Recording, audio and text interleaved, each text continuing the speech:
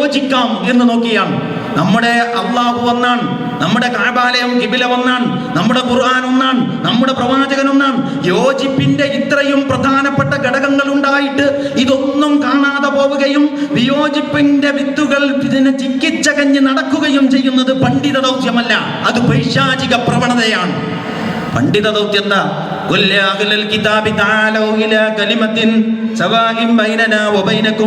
വേദക്കാരെ വരുവിൻ. വേദക്കാർ എന്ന് പറയുമ്പോൾ ക്രിസ്ത്യാനികളും ജൂതന്മാരുമാണ്. ഈ ക്രിസ്ത്യാനികളും ജൂതന്മാരും ഒരു വശത്ത്, പ്രവാചകൻ സല്ലല്ലാഹു അലൈഹി വസല്ലമയുടെ സമൂഹം മറുവശത്ത്. ഒരു വിഷയമില്ല അഭിപ്രായ വ്യത്യാസമുള്ളത്. വിശുദ്ധ ഖുർആൻ തന്നെ പറഞ്ഞിട്ടുണ്ടല്ലോ, ലഖദ് കഫറല്ലദീന ഖാലു ഇന്നല്ലാഹ സാലിസു സലാസ, അല്ലാഹ് മൂന്നിലൊന്നാണ് എന്ന് പറഞ്ഞവൻ കാഫിറായിരിക്കുന്നു എന്ന് ഖുർആൻ പറയുന്നുണ്ട്. അപ്പൊ അഭിപ്രായ വ്യത്യാസങ്ങളുണ്ട്.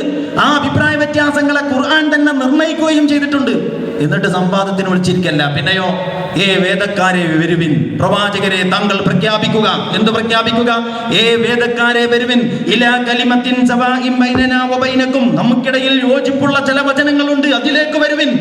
യോജിപ്പിലേക്കാണ് വിളിക്കേണ്ടത്.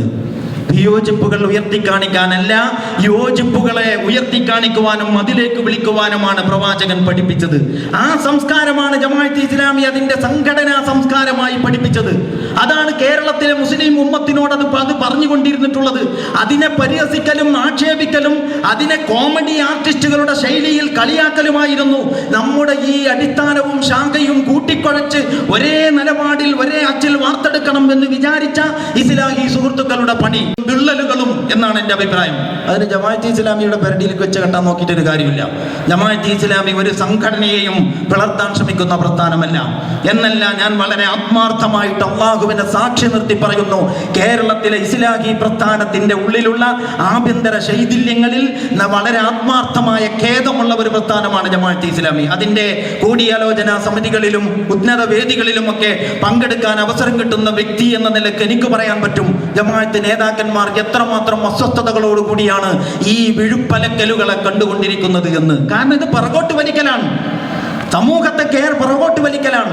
നന്മയുടെ മേഖലയിൽ നിന്ന് ആളുകൾ തിരിഞ്ഞു നടക്കാൻ ഒരു പക്ഷേ ഇടവന്നേക്കും. അത് നമുക്കെല്ലാവർക്കും ഒരുപോലെ അപകടകരമാണ്. ഇത്തരം കളി കൊണ്ട് പരാജയപ്പെടുന്നത് ഒരു പ്രത്യേക കൂട്ടരായിരിക്കില്ല.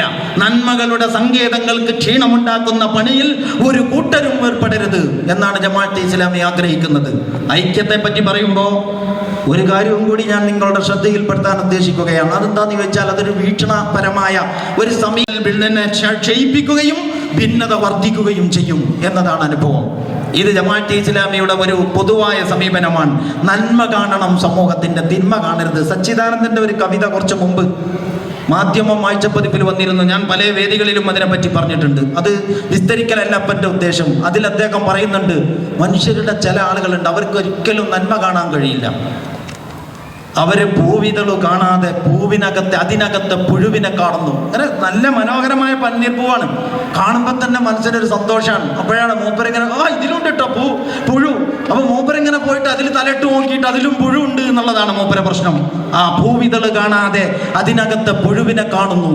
എന്നിട്ട് അദ്ദേഹം പറയാണ്, ഇത്തരക്കാർ ശ്വസിക്കുന്നത് പോലും അന്തരീക്ഷത്തിൽ ദുർഗന്ധമുണ്ടെന്ന് ഉറപ്പുവരുത്താനാണ്.